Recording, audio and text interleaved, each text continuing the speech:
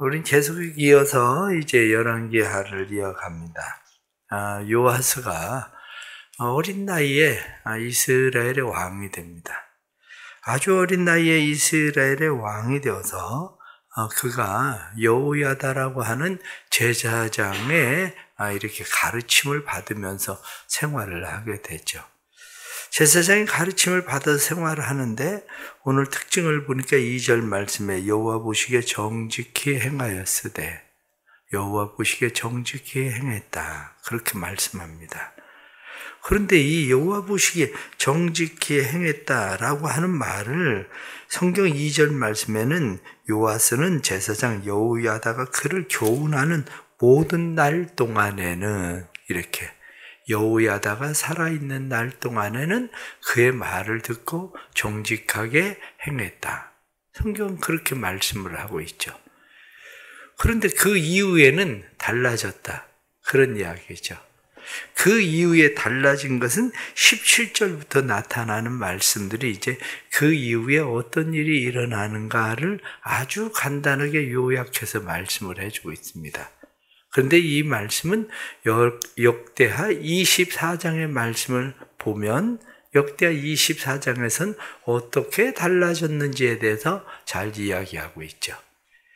그리고 이 요아스가 잘한 일 가운데 또 하나는 오늘 여기 성경에 나타난 말씀을 보니까 그가 여호와의 성전을 수리했다. 그렇게 말씀하죠.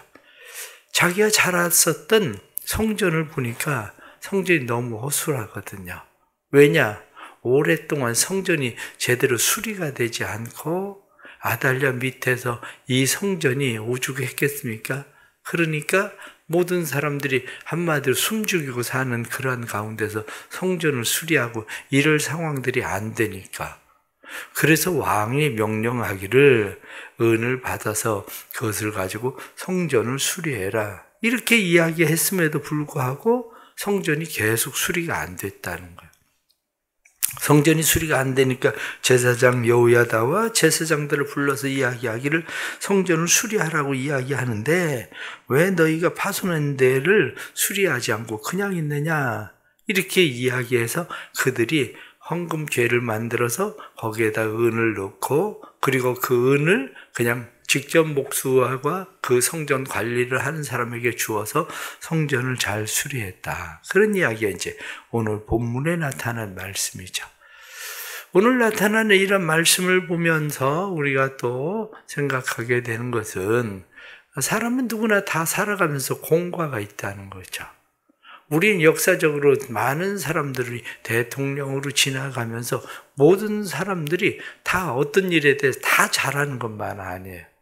어떤 일에 대해서는 또 잘못하는 것도 있고 그렇다고 해서 나쁘고 모든 것을 다 나쁘게 행한 것만도 아니에요. 잘하는 일들도 있고 그런데 성경에 나타난 말씀 가운데 이 여호야다라는 사람은 참 오래 살았습니다. 왜냐하면 역대하 24장에 나타난 말씀을 보면 130살에 죽거든요.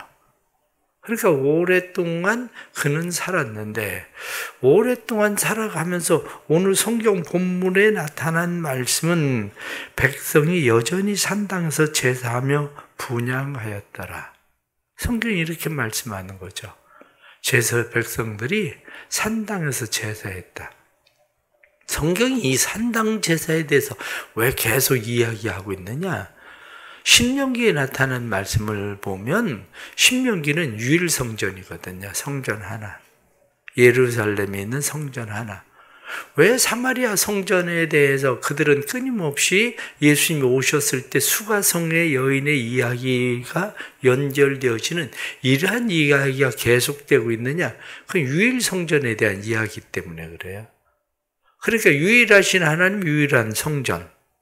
이것이 이스라엘 백성들이 가지고 있는 생각인데 생활을 생각해 보십시오. 지금같이 우리가 멀리까지 가는 일이 지금은 자동차가 있으니까 편하지만 그때 당시 걸어서 성전에 걸어가고 어떤 일이 있을 때마다 성전에 가서 예배를 드리고 제사를 드린다는 게 좀처럼 쉽지 않거든요. 더군다나 레위 사람들을 각 레위 사람들의 성읍들을 주었는데 레위 사람들이 거하고 있는 성읍들은 무엇을 위해서 있겠습니까? 그러니까 레위 사람들의 역할이나 그리고 또 각각 먼 거리에 올 수가 없으니까 그들이 각 지역의 여기 성경에 나타난 말씀처럼 산당을 세우고 거기서 여호와께 제사를 드리는 일들을 행했다고요. 그것은 이미 오래전부터 되어 있었던 습관이에요. 오래전부터 되어 있던 습관 가운데 솔로몬은 어디서 일천번제를 드렸습니까? 여호와의 회막에 가서 일천번제를 드린 게 아니라 산당에 가서 솔로몬도 일천번제를 드렸어요. 기브온 산당. 그러니까 오랫동안 이렇게 전통적으로 계속되어 있었던 이러한 일들은 쉽게 없애는 일이 쉬워지지 않는다는 거죠. 내 삶에도 어떤 신앙적인 습관을 가진 일들이 그렇게 쉽게 없어지지 않아요. 우리 부모님으로부터 보아왔었던 신앙의 습관 쉽게 없어지지 않아요. 생각 같으면 이거 조금 잘못됐는데 쉽게 없애야 되겠다. 이렇게 생각은 하지만 그렇게 좀처럼 쉽지 않다는 거죠. 그런데 제사장 여호야다가 잘못한 일 가운데 하나는 바로 이러한 일을 대대적으로 개혁을 할 수도 있었지만 당시의 사람들의 입장을 생각하면 좀처럼 쉬웠던 건 아니죠. 그러니까 여전히 백성들의 편리를 생각해서 산당은 없애지 않고 산당에서 여전히 그들은 제사했다. 성경 그렇게 말씀하는 거죠. 또 성경에 나타난 말씀 가운데 오늘 중요한 것은 여호야다가 잘못한 일 중에 하나가 바로 이 성전 수리를 하지 않은 거죠. 일찍 성전 수리를 했어야 되는데 왜 성전 수리를 우리가 그렇게 해야 되느냐? 그 이유는 성전은 뭐라고 이야기하냐면 신앙의 반영이다. 이렇게 이야기합니다. 교회 별거 아닌 것 같죠? 우리가 뭐 교회인데 이렇게 생각하죠. 그런데 우리가 와서 예배를 드리는 교회는 내 신앙의 반영이에요. 요즘 같은 시대에 대면으로 예배 드리느냐 비대면으로 예배를 드리느냐 이런 차이들이 있겠죠. 그런데 그것은 내 신앙이 어떻게 반영되느냐 신앙의 반영의 문제입니다. 그냥 단순하게 뭐 보이는 성전 보이지 않는 성전 다 뭐 중요한 거지 이렇게 생각할지 모르지만 꼭 그렇지 않다는 거죠. 더군다나 성경에 나타나는 이 요아스는 어렸을 때에 아주 갓난아기였을 때에 그가 성전에서 숨어서 그곳에서 자랐는데 왕이 될 때까지 그가 그곳에서 어렸을 때 자라던 한마디로 내 추억이 깃들여져 있는 그곳을 볼 때마다 마음이 불편했어요. 어렸을 땐 잘 몰랐지만 조금 자라면서 보니까 성전은 저렇게 두면 안 되는 건데 왜 성전을 저렇게 둘까? 그래서 여호야다에게 이야기를 하는 거죠. 성전을 수리하십시오. 은을 받아서 그것을 가지고 성전을 수리하십시오. 그런데 왜 성전이 수리되지 않았을까요? 이유는 여러 가지 있겠죠. 이유는 여러 가지 있는데 이유의 여러 가지 일 가운데 한마디로 7절에 나타난 말씀 하반절 보면 너희가 아는 사람에게서 은을 받지 말고 그들의 성전에 파손한 데를 위하여 드리게 하라. 무슨 얘기입니까? 은 얘기를 하거든. 성전에 드리는 은을 누가 받았느냐? 제사장들이 받았다는 거죠. 제사장들이 받았는데 제사장들이 그것을 가지고 성전을 수리하는 데 쓰면 그 사람들이 몫이 없어지잖아요. 이 사람들의 몫이 없어지니까 성전 수리를 안 한 거예요. 성전 수리를. 바로 이 문제죠. 사람들이 왜 성전 수리를 해야 되는 줄은 아는데 왜 하지 않느냐? 내 몫이 없어지니까. 내 몫이 없을 때 그게 내 몫이라고 생각을 하니까 그런 거죠. 사람들은 왜 헌금을 드리지 않을까요? 그게 내 몫이라고 생각하니까 그런 거예요. 그게 내 몫이라고 생각하니까. 그런데 말씀을 보니까 이것을 너희가 하나님 앞에 드려라. 그래서 궤를 만들어서 거기에다가 헌금을 하게 하죠. 그래서 그 궤를 맡아서 헌금한 그것을 가져다가 그것을 계산해서 봉해가지고 성전 수리하는 사람, 맡은 사람에게 손에 넘기면 그것은 목수와 그리고 성전을 수리하는 사람들이 건축자들에게 주어서 바로 수리하게 했다. 이렇게 말씀하죠. 그러면서 성경에 나타난 뒤에 말씀을 보면 이 16절 말씀에 속건제의 은과 속죄제의 은은 여호와의 성전에 드리지 아니하고 제사장에게 돌렸더라. 제사장의 목도 그들에게 분명히 주어야 될 목들을 주게 되는 거죠.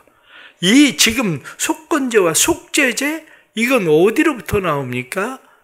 이스라엘의 신앙이 융성해지면 융성해질수록 사람들은 속건제와 속죄제가 많아지는 거죠. 신앙의 융성함이죠. 그들의 신앙이 살아나게 만들면 그들은 당연히 속죄제와 속건제를 잘 드리게 되는 거죠. 속건제와 속죄제를 잘 드리면 그것은 제사장들의 몫이기 때문에 굳이 성전 수리하는 데 쓰여지는 돈에 대해서 관심을 가지고 탐을 내지 않아도 되는 일이 되는 거예요. 오늘날도 이 성전 수리에 대해서 우리가 왜 이 성전 수리를 하지 않았을까 여러 가지 생각하겠지만 하나는 돈의 문제죠. 돈. 욕심의 문제죠. 또 하나는 무관심의 문제예요. 무관심. 익숙함이에요. 성전이 오래 그렇게 돼 있는 일에 대해서 처음엔 저거 불편한데 저거 고쳐야 되는데 저거 수리해야 되는데 이렇게 생각을 하는데 그 일이 점점 시간이 지나가면 익숙해지는 거예요. 아무렇지도 않. 다른 사람이 볼 땐 왜 저렇게 놔두지? 이렇게 생각하는데도 아무렇지도 않게 익숙해져 버리는 거죠. 또 다른 하나는 다른 것의 분주함이죠. 성전에 대한 관심보다도 다른 곳에 대한 분주함. 그것이 결국 성전을 수리하지 못하게 만든 중요한 요인들이 되었을 거예요. 우리의 신앙도 역시 마찬가지입니다. 우리의 신앙도 요즘 내 성전이 왜 수리되지 않나? 교회에 대한 성전이 내가 왜 수리되지 않나? 내 마음의 성전은 왜 수리되지 않나? 잘 생각해 보면 세상적인 욕심과 관심들, 그것이 하나님의 교회에 대한 무관심으로 나타나고 하나님의 교회에 대한 그것이 무관심으로 나타나는 그러한 일들, 그것은 내 삶의 구멍난 전대처럼 사람들 아는 사람들한테 은을 받아서 그들이 취하게 되는 것처럼 하나님의 전에 구멍난 전대처럼 그것이 어디론가 흘러 빠져나가게 되는 일이 되는 거죠. 그렇기 때문에 우리가 신앙생활을 할 때에 이러한 일들을 잘 보고 우리는 어떻게 하나님의 성전, 내 마음의 성전을 잘 수리하고 그것이 건강한 성전이 될 수 있도록 아름다운 성전이 될 수 있도록 만들어야 될까? 오래 신앙생활을 했었던 그 습관들, 그것들 중에서 잘못된 것들은 과감하게 버리고 수리해야 될 일들에 대해서 수리하는 것, 그것이 우리의 신앙생활에 참 유익한 거죠. 그래서 때로는 교회에 늘 지각하는 사람들은 지각하는 일들을 없애야 되고 성경을 읽지 않는 사람들은 다시 성경을 읽게 되고 이러한 일들로 하나님의 성전을 수리하는 일에 열심을 내야 된다. 그런 거죠. 오늘 또 하나는 이 요아스의 실패 문제입니다. 요아스에 대해서 오늘 성경은 17절 말씀에 그때의 아람 왕 하사엘이 올라와서 가드를 쳐서 점령하고 예루살렘을 향하여 올라오고자 했다. 그렇게 되어 있습니다. 이렇게 되니까 유다 왕 요아스가 지금 구별하여 드린 성물들 그것을 전부 가져다가 하사엘에게 주어서 예루살렘을 떠나게 했다. 근데 역대하에 나타나는 말씀을 보면 이 이야기가 분명해집니다. 처음 시작할 때 말씀을 드린 것처럼 요야다가 제사장으로 있을 땐 그의 말을 잘 들었어요. 왜냐? 자기를 키워준 아버지 같은 생명을 구해준 사람이니까. 자기를 왕으로 세워준 사람이니까. 그런데 여호야다가 죽고 나니까 방백들이 왔어요. 방백들이 와서 왕에게 엎드려요. 이야기를 합니다. 이 이야기 저 이야기. 그런데 말씀을 보면 그들이 그 백성들, 방백들의 말을 따랐다. 요아스가. 그래서 점점 사람이 돌아가기 시작했어요. 사람이 바뀌기 시작했는데 어느 정도로 바뀌었느냐? 여호야다의 아들 스가랴가 와서 이야기하기를 왕이여 그렇게 하시면 안 됩니다. 이렇게 이야기하니까 돌로 쳐서 죽여라. 그래서 스가랴를 죽이는 그런 일이 벌어지기도 하죠. 이렇게 되니까 하나님께서 지금 말씀에 나타난 것처럼 하사엘을 불러 올리셨어요. 하사엘을 불러 올린 것을 성경 역대하 24장 잠깐 한번 보실까요? 역대하 24장 한번 보십시오. 역대하 24장에 왜 이런 일이 벌어졌는지에 대해서 성경은 그것을 분명하게 우리에게 말씀하고 있는데, 자, 24장 22절 말씀, 자, 다 같이 22절 다 같이 시작. 요아스 왕이 이와 같이 스가랴의 아버지 여호야다가 베푼 은혜를 기억하지 아니하고 그의 아들을 죽이니 그가 죽을 때 이르되 여호와는 감찰하시고 신원하여 주옵소서 하니라. 그리고 24절 말씀 다 같이 시작. 아람 군대가 적은 무리로 왔으나 여호와께서 심히 큰 군대를 그들의 손에 넘기셨으니 이는 유다 사람들이 그들의 조상들의 하나님 여호와를 버렸음이라. 이와 같이 아람 사람들이 요아스를 징벌하였더라. 적은 군대가 왔다. 그런데 심히 큰 군대를 적은 군대에게 넘겼다. 무슨 이야기입니까? 유다가 하사엘에게 질 일은 아니었다는 거예요. 그런데 져요. 왜 집니까? 하나님께서 하신 일이라는 거예요. 하나님께서. 그런데 그 전쟁에서 요아스가 부상을 입게 됩니다.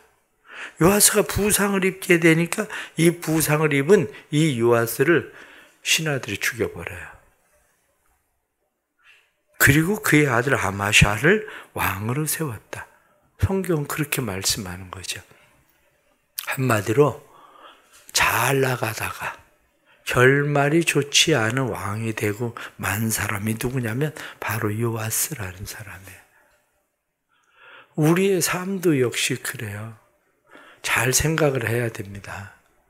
부모 때문에 억지로 신앙생활하는 거죠. 맞죠? 그런데 그게 사는 일이에요.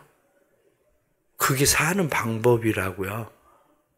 부모 밑에 신앙생활 하면서 우리 부모만 돌아가시면 이제 그 다음부터 내가 알아서 내 마음대로 해야지. 그때부터 죽는 길로 가는 거예요. 그때부터. 왜냐? 성경에 나타나는 왕들이 다 그렇게 했으니까. 대부분이.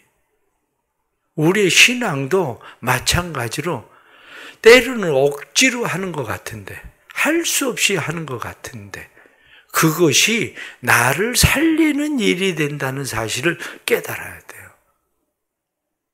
때로는 그 말이 잔소리 같고, 때로는 그 말이 왜 이렇게 억압적으로 나한테 이렇게 하나, 이렇게 불편하게 느껴질 수도 있지만, 오히려 그것이 나를 살게 하는 하나님의 은혜다. 그것을 우리가 기억해야 됩니다. 그래서 성경 20절에 나타난 말씀 보니까 요아스의 신복들이 일어나 반역하여 실라로 내려가는 길가에 밀로 궁에서 그를 죽였고, 밀로 궁이 그가 가서 지금 휴양을 하고 있는, 부상을 입고 휴양을 하고 있는 그러한 곳인데 그곳에서 그를 죽였다. 그런데 하나님이 다른 사람들에게 손대지 못하게 하면 이 사람들이 부상을 입었다고 해서 왕을 죽일 수 있을까요? 그렇지 않습니다. 우리의 삶은 하나님이 허용하시는 데까지 가는 거야. 하나님이 허용하시는 데까지. 하나님께서 사단에게 이야기합니다. 너 욥에 대해서 그의 재물에는 손을 대지만 그 자신에 대해서는 손대지 마라. 사단은 욥에 대해서는 손을 댈 수가 없어요. 그런데 하나님께서 허용하셔요. 그의 목숨엔 손대지 마라. 그러면 거기까지예요. 그것을 성경이 뭐라고 이야기하느냐? 밀물과 썰물, 조그마한 모래톱 같은데 이 조그마한 모래톱을 바다의 물이 넘어오지 않는 것처럼 하나님께서 정해놓은 선을 넘어가지 못한다는 거예요. 우리의 삶이 하나님이 정해놓으신 그 선이 어딘지를 그것을 지키게 만드는 것은 하나님과 우리와의 관계에 있어요. 그러기에 우리는 매일의 삶 속에서 우리와 하나님 사이의 관계를 잘 세우고 우리의 마음의 성전, 우리의 신앙생활에 반영이 되는 교회 성전도 잘 지키는 일, 그것이 바로 우리가 사는 일이다 하는 것을 잊지 않고 또 오늘 하루도 믿음 가운데서 생활할 수 있게 되기를 바랍니다. 기도하겠습니다. 하나님 아버지, 오늘도 저희들을 불러주시고 또 말씀 듣게 하시니 감사합니다. 당연히 할 줄 알았는데도 하지 못하는 일들이 우리에게 많습니다.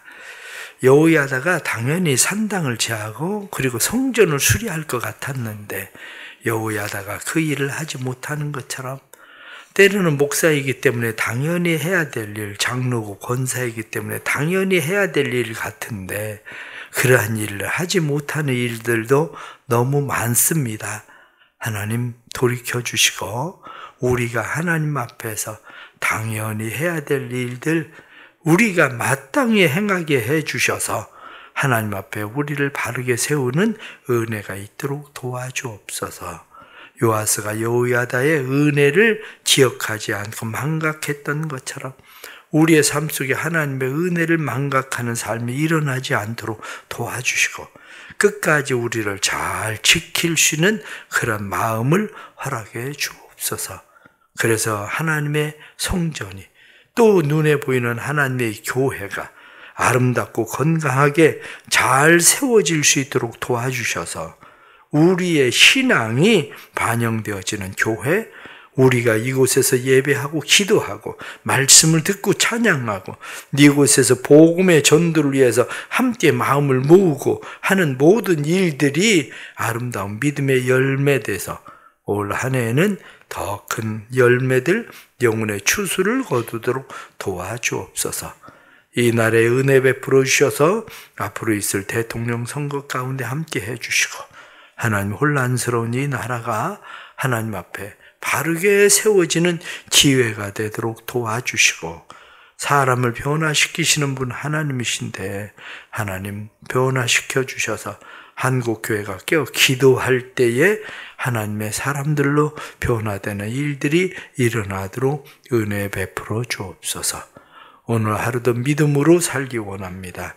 믿음으로 승리하는 하루 되게 하시고 성도들의 삶 속에 하나님이 정한 그러한 선들이 점점 넓어지고 확장되어져서 아무도 손대지 못하고 특별히 질병이 손대지 못하게 하시되 성도들 가운데에 코로나 질병에 걸려있는 성도들 지키시고 보호해 주시고 건강 회복되게 해주시고 그래서 하나님의 은혜 가운데 강건케 되는 일들 일어나도록 도와주시고 뿐만 아니라 온 성도들의 가정마다 고센 땅처럼 애굽 사람에 내리던 질병 내리지 않게 하시던 것처럼 하나님의 지키심이 떠나지 않게 해 주옵소서.